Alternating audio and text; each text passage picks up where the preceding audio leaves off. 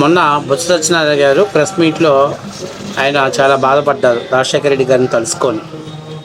ఎందుకని రాజశేఖర గారితో నాకు చాలా అవినాభావ సంబంధం ఉంది, ఆయన రాజకీయంగా మాలాంటి వాళ్ళకి చాలా ఆదర్శం అని చెప్పేసి ఆయన మాట్లాడి కన్నీళ్ళు.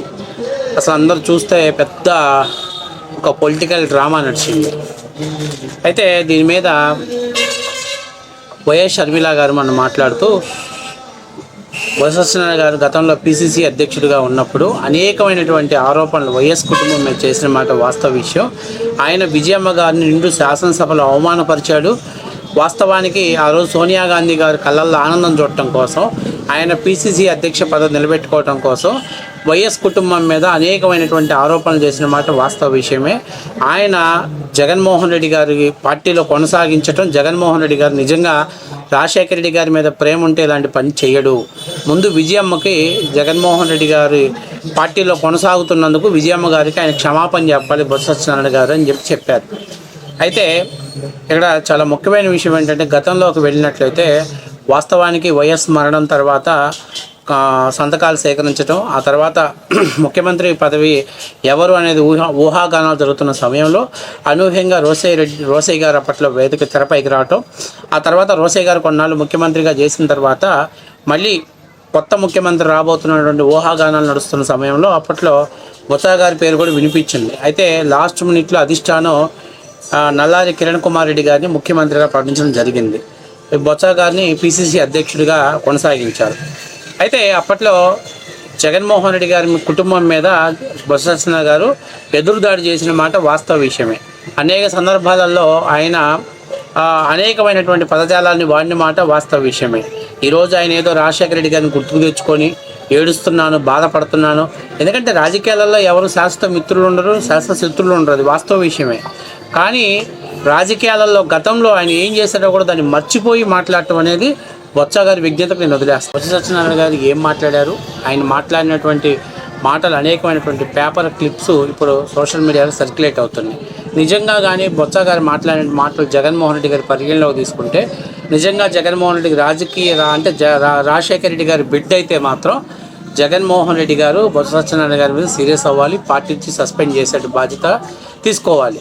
సరే, అసలు ఆయన ఏం మాట్లాడాడు పేపర్ క్లిప్స్ గురించి ఒకసారి మనం చూసే ముందు మీరందరూ కూడా మన ఛానల్ మీకు నచ్చితే లైక్ చేస్తారని, అట్లాగే సబ్స్క్రైబ్ చేస్తారని, మీ ఫ్రెండ్స్కి ఫార్వర్డ్ చేస్తారని, అలాగే హైప్ బటన్ ద్వారా మనకి పూర్తి సపోర్ట్ ఇస్తారని మనస్ఫూర్తిగా కోరుకుంటూ, అప్పట్లో పిసిసి అధ్యక్షుడిగా ఉన్నటువంటి బొత్స సత్యనారాయణ గారు నిండు శాసనసభలో విజయమ్మ గారిని విజయలక్ష్మి గారు అంటూ అవమానించిన మాట వాస్తవ విషయమే, కన్నీరు పెట్టుకున్న మాట వాస్తవ విషయమే.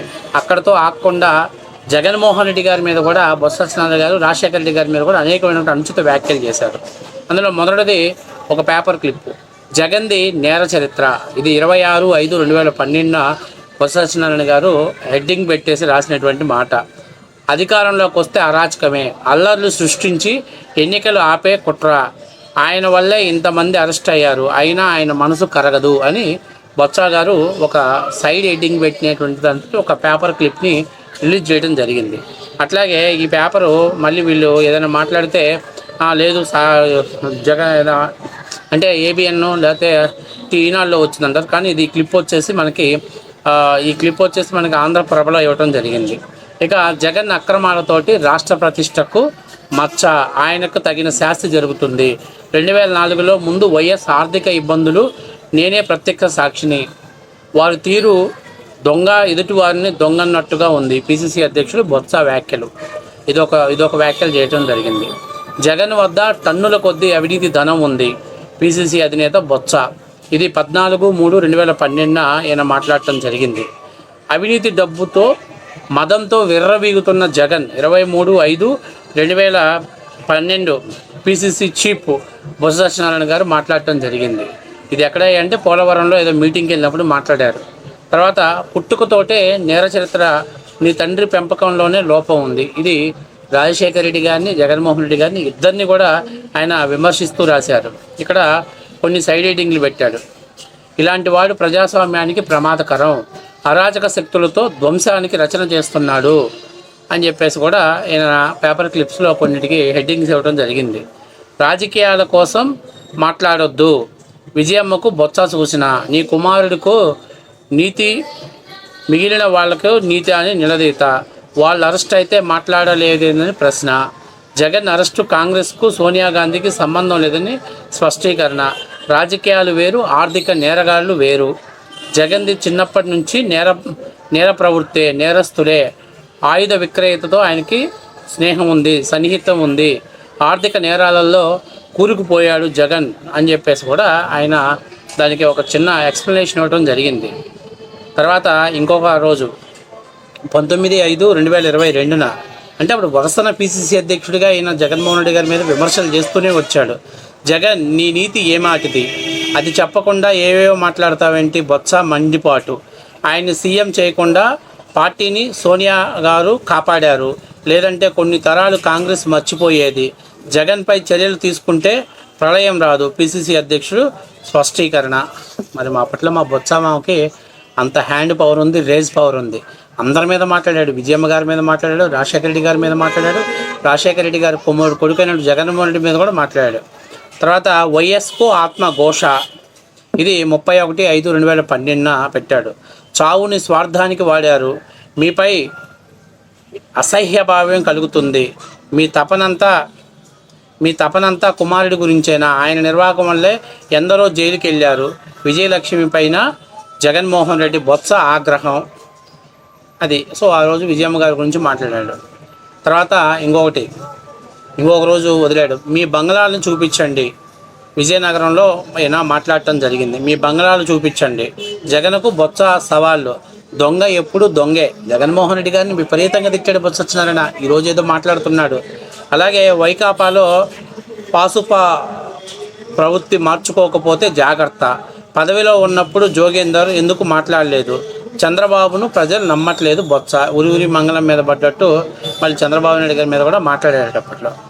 తర్వాత తండ్రిని వీధి పాలు చేసిన జగన్, ఇది ఒకటి పెట్టాడు. ఎప్పుడు? 11/5/2012 సాక్షికి ప్రకటన నిలుపుదల సవావే బొత్స సత్యనారాయణ. ఇది ఎక్కడ మాట్లాడాడు? నెల్లూరులో ఒక పిసిసి అధ్యక్షుడిగా ఆయన మాట్లాడాడు. తర్వాత 23/5/2012 నయవంచనకు మారు పేరు జగన్. పోలవరం సభలో పిసిసి అధ్యక్షుడు బొత్స సత్యనారాయణ. ఇక వైఎస్ని బజారుకు లాగావు. జగన్పై నిప్పులు జరిగిన సత్యబాబు. మాది మోసం, దగాతో వచ్చిన పార్టీ కాదు. క్షణికమైనటువంటి సానుభూతితో ఆవేశంతో సొమ్ము చేసుకునే అతను. పార్టీ ప్రతిష్టను దిగజార్చే చర్యలు తప్పవు. డిఎల్ సహా ఎవరు మాట్లాడరా దీనిపైన అని 5/5/2012 ఈయన మాట్లాడటం జరిగింది. ఇక దోచుకోవటమే మీ విధానం. అనంతపురం పర్యటనలో జగన్పై పిసిసి అధ్యక్షుడు బొత్స ధ్వజం. ఇట్లాగా ఇంకా చాలా మాటలు ఉన్నాయి. మరి ఆయన ఎందుకు ఏడ్చారో, ఎందుకు కన్నీళ్ళు పెట్టారో నాకు తెలియదు. కానీ ఇలాంటిటువంటి ఆ వ్యాఖ్యలు ఇది ఎవరు దాచిపెట్టినటువంటి ప్రకటనలే కాదు. జగన్కు ఓటు, ప్రజాస్వామ్యానికే చేటు. అబ్బా బొత్స మామూలు లేదు. రైనింగ్ దోపిడీ ఆయన ఎజెండా. అందుకోసమే ఈ ఎన్నికలు. ఓటర్లు తస్మత్ జాగ్రత్త. చట్టాన్ని బ్లాక్మెయిల్ చేస్తున్న వైఎస్ తనయుడు. నరసన్నపేట నుంచి ఉప ఎన్నికల ప్రచారాన్ని శంఖారావం పూరించిన బొత్స సత్యనారాయణ. అభివృద్ధికి వంచనకు మధ్య పోరాటం. ఉప ఎన్నికలపై పిసిసి అధ్యక్షుడు బొత్స. జగన్ వద్ద టన్నుల కొద్దీ డబ్బు. 5 కోట్లకు అమ్ముడుపోయిన శ్రీకాంత్ రెడ్డి. రాజంపేటలో కార్యకర్తల సమావేశంలో మాట్లాడుతున్న బొత్స. ఇది 11/4/2022. వైకాపా మాటలు ప్రజలు వినరు. జగన్ డబ్బు కోసమే శ్రీనివాసులు ఎంపర్లాట. కడప జిల్లా పర్యటనలో బొత్స ధ్వజం. కడప రైల్వే కోడూరు. అంటే ఈ రకమైనటువంటి ఇన్ని వ్యాఖ్యలు చేసి ఇన్ని మాటలు మాట్లాడి ఈరోజు మీడియా ముందుకు వచ్చి నంగి ఏడుపులు ఏడుస్తున్నాడా బొత్స సత్యనారాయణ. బంగ్లాలు ఎలా వచ్చాయి? జగన్ సాక్షిలో అడ్డగోలుగా రాతలు. ప్రజల్ని మభ్య పెడుతున్న జగన్. పిసిసి అధ్యక్షుడు మండిపాటు. ఇది ఇట్లాగా చాలా ఎమ్మినిగూరు నియోజకవర్గంలో మాట్లాడాడు. అవినీతి డబ్బు మదంతో విర్రవీగుతున్న జగన్. 23/5/2012 పిసిసి అధ్యక్షుడు బొత్స సత్యనారాయణ ధ్వజం. కుటిల రాజకీయాలు మానుకో జగన్. తర్వాత వైఎస్ కూడా బుద్ధిమంతుడే. మీ నాన్న ఏ రోజైనా బ్రాందీ ముట్టుకోకుండా ఉన్నాడా? తప్పు చేసిన మీ భర్తని నా దగ్గరకు వచ్చిన విషయం తెలుసుకో. చిన్నపిల్లలు తెలియకుండా పెద్ద మాటలు మాట్లాడొద్దు. కుటుంబాన్ని బయటపెట్టొద్దు. జగన్ కాంగ్రెస్ డిఎన్ఏ కాదు. షర్మిలపై బొత్స తీవ్ర వ్యాఖ్యలు. ఇక దోచుకోవటానికి విజయలక్ష్మి ఫీజు దీక్షలంటూ విమర్శ. మీ నాన్న బుద్ధిమంతుడా, ఇది కూడా మళ్ళీ సైడ్ హెడ్డింగ్ పెట్టారు. దోచిన సొమ్ముని దాచుకునేందుకే 14/3/2012 జగన్పై పిసిసి అధ్యక్షుడు బొత్స ధ్వజం, సాక్షిపై విరుచుకుపడ్డ బొత్స సత్యనారాయణ. ఇట్లా దాదాపుగా 21 పేజీలు మన దగ్గర ఉన్నటువంటి ఆరోపణలు మీ ముందు తీసుకొచ్చా. ఇవి ఎక్కడా కూడా దాచిపెట్టే పరిస్థితి లేదు. మరి ఈరోజు జగన్మోహన్ రెడ్డి గారిని చూసి లేదా వైఎస్ రాజశేఖర రెడ్డి గారిని తలుసుకొని బొత్స సత్యనారాయణ ఎందుకు కన్నీటి పర్యాంతం అవుతున్నాడో, ఎందుకు ఆయన బాధాతప్తం వర్ణమైనటువంటి బాధలతో ఆయన మాట్లాడుతున్నాడో తెలియట్లేదు. ఆ రోజు రాజశేఖర రెడ్డిని తిట్టాడు, విజయమ్మ గారిని తిట్టాడు, జగన్మోహన్ రెడ్డిని తిట్టాడు, అట్లాగే షర్మిలారెడ్డిని తిట్టాడు. రాజకీయ వ్యభిచారం చేయటంలో బొత్స దిట్ట.